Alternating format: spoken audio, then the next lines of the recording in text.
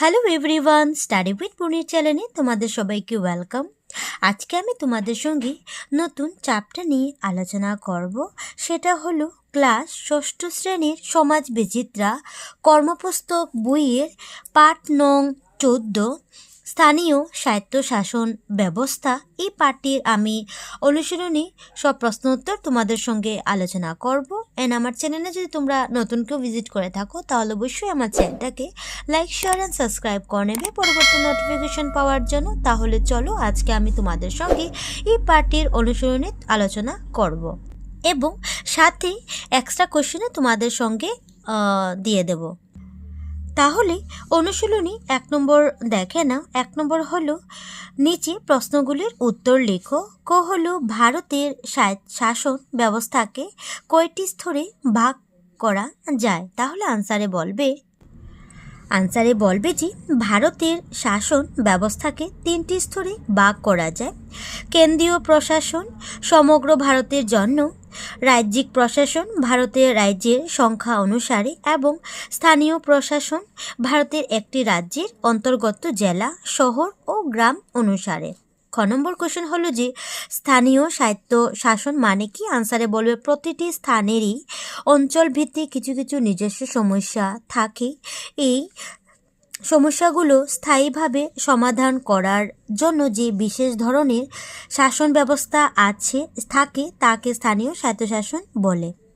এক কথায় নির্দিষ্ট এলাকা ভিত্তিক জনগণের শাসনকে স্থানীয় স্বায়ত্তশাসন বলে। তারপর গ নম্বর কোশ্চেন হলো যে স্থানীয় স্বায়ত্তশাসনের প্রয়োজনীয়তা কি? তাহলে আনসারে বলবে স্থানীয় স্বায়ত্তশাসনের প্রয়োজনীয়তা নিম্নরূপ। 1 নম্বর দিয়ে বলবে স্থানীয় সমস্যা সম্বন্ধে স্থানীয় জনগণই ভালোভাবে জানেন, সুতরাং তারাই এক সমস্যাগুলোর সঠিক সমাধান করতে পারবেন। 2 নম্বর হলো কেন্দ্রীয় সরকারের কাজের ভার লাঘব করা। 3 নম্বর হলো জনগণের প্রশাসনিক জ্ঞান ও কৌশল বৃদ্ধি করা। 4 নম্বর হলো সরকার ও প্রশাসন ব্যবস্থা জনগণের অংশগ্রহণ নিশ্চিত করা। তারপর নেক্সট অনুশীলনী 2 হলো 2-র 1 নম্বর কোশ্চেন দেখে নাও যে নিচে প্রশ্নগুলির উত্তর লিখো। স্থানীয় সরকার কাকে বলা হয়? তাহলে আনসার হবে যে স্থানীয় সরকার গ্রামের স্থানীয় সমস্যা সমাধানে নিয়োজিত প্রাথমিক প্রশাসনিক প্রতিষ্ঠানটি হলো গ্রাম পঞ্চায়েত। পঞ্চায়েতকে গ্রামে বসবাসকারী জনসাধারণের স্থানীয় সরকার বলা হয়।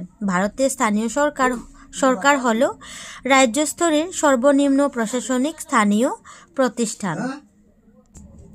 তারপর নেক্সট খ নম্বর হলো যে গ্রাম পঞ্চায়েত এলাকাকে কয়টি ভাগে ভাগ করা যায়? আনসারে বলবে 10টি ভাগে ভাগ করা হয়। প্রত্যেক ভাগকে ওয়ার্ড বলা হয়। গ নম্বর কোশ্চেন হলো যে গ্রাম পঞ্চায়েতের 2টি কার্য উল্লেখ করো। তাহলে বলবে গ্রাম পঞ্চায়েতের 2টি কার্য। 1 নম্বর দিয়ে বলবে যে গ্রামবাসীদের স্বাস্থ্য, পানীয় জল এবং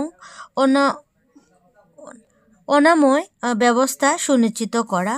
2 নম্বর হলো গ্রামের সর্বজনীন শ্মশান, কবরস্থান ইত্যাদি নির্মাণ করা। তারপর নেক্সট ঘ নম্বর কোশ্চেন হলো যে গ্রাম সভার বিষয়ে সংক্ষেপে লেখো। আনসারে বলবে গ্রাম পঞ্চায়েতের এলাকার ভোটাধিকারীরা মিলে গ্রাম সভা গঠন করে গ্রাম সভার বৈঠককে গ্রাম পঞ্চায়েতের সভাপতি করেন। গ্রাম সভায় পঞ্চায়েতের মোট ভোটারেরা শতকরা 100% বা কমপক্ষে 100 জন ভোটারকে উপস্থিত থাকতে হয়। বছরে কমপক্ষে 4 বার গ্রামসভা আয়োজন করতে হবে। গ্রামসভার বৈঠকে গ্রাম পঞ্চায়েতের অন্তর্গত এলাকার সমস্যাগুলো আলোচনা করে তার সমাধানের পথ নির্ধারণ করা হয়। কোশ্চেন নাম্বার হলো যে আঞ্চলিক পঞ্চায়েত কিভাবে গঠিত হয়? আনসারে বলবে আমাদের দেশে শাসন সম্পর্কিত কাজকর্মের সুবিধার জন্য প্রত্যেক জেলাকে কয়েকটি খণ্ডে ভাগ করা হয়। প্রতিটি খণ্ডকে উন্নয়ন খণ্ড বলা হয়। প্রত্যেক উন্নয়ন খণ্ডে একটি আঞ্চলিক পঞ্চায়েতের গঠন করা হয়। একটি আঞ্চলিক পঞ্চায়েতের অধীনে কয়েকটি গ্রাম পঞ্চায়েত থাকে। প্রতিটি গ্রাম পঞ্চায়েত থেকে একজন করে সদস্যকে আঞ্চলিক পঞ্চায়েতে নির্বাচিত করা হয়। তাছাড়া গ্রাম পঞ্চায়েতের সভাপতি স্থানীয় বিধায়ক এবং সেই অঞ্চলের লোকসভার সাংসদ ও আঞ্চলিক পঞ্চায়েতের সদস্য হন। আঞ্চলিক পঞ্চায়েতের কার্যকাল 5 বছর। তারপর নেক্সট 4 নম্বর কোশ্চেন হলো যে ভারতবর্ষের কোন রাজ্যের কোন জেলায় প্রথম গ্রাম পঞ্চায়েত গঠন করা হয়? আনসারে বলবে রাজস্থান রাজ্যের নাগর জেলার বাগদরি গ্রামে ভারতবর্ষের প্রথম গ্রাম পঞ্চায়েত গঠন করা হয়। খুবই ইম্পর্টেন্ট একটি কোশ্চেন। তারপর নেক্সট অনুশীলনী 3 নম্বর দেখে নাও। 3-এর ক হলো 1 নম্বর হলো যে নিচে প্রশ্নগুলির উত্তর লিখো। ক নম্বর হলো অসমে সর্বমোট কয়টি জেলা পরিষদ আছে? তাহলে আনসারে বলবে 26টি জেলা পরিষদ আছে।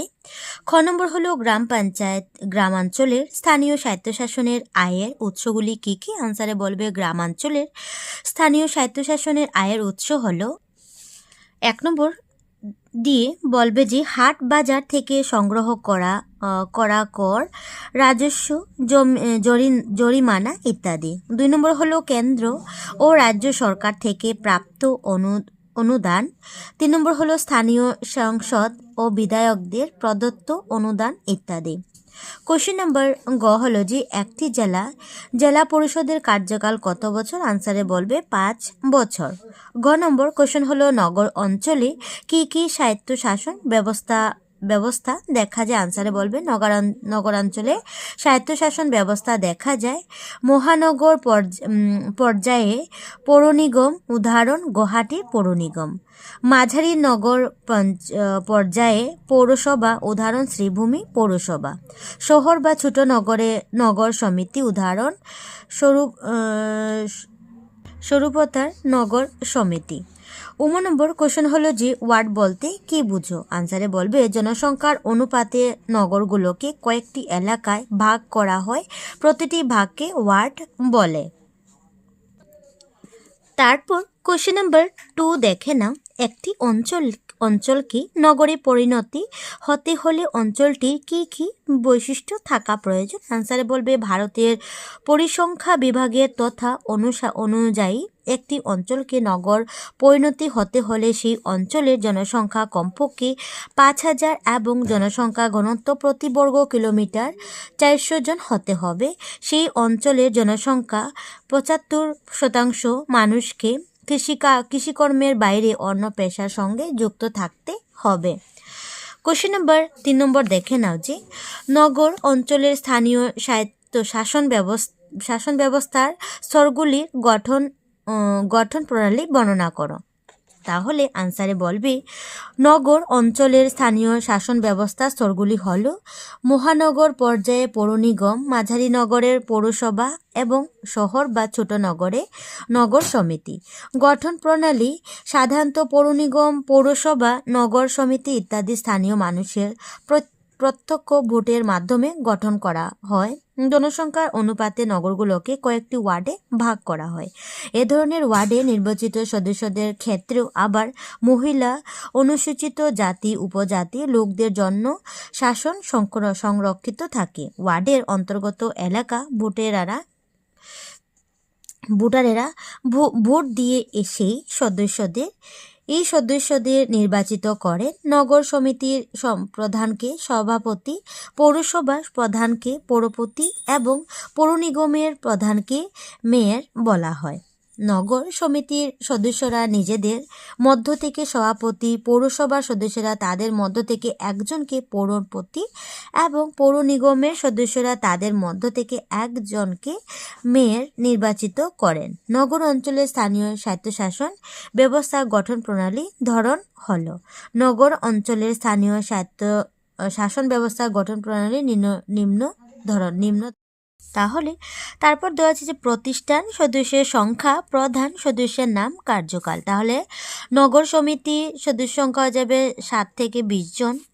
সভাপতি, ওয়ার্ড কমিশনার 5 বছর কার্যকাল থাকে।